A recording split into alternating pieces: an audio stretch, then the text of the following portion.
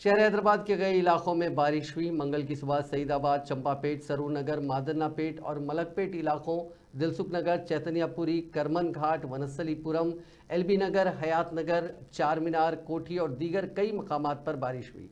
अजला, कामारेड्डी, संगारेड्डी और निजामाबाद में भी मूसलाधार बारिश हुई। दरियासना महकमा मौसमियात ने कहा कि रियासत में आइंदा 4 दिनों तक हल्की बारिश होगी। बताया गया कि कई अजला में गरज चमक के साथ शदीद हवाओं के साथ बारिश का इम्कान है। बाज़ अजला में 30 से 40 किलोमीटर फी घंटे की रफ्तार से हवाएं चलेंगी। इस सिलसिले में येलो अलर्ट जारी किया गया है।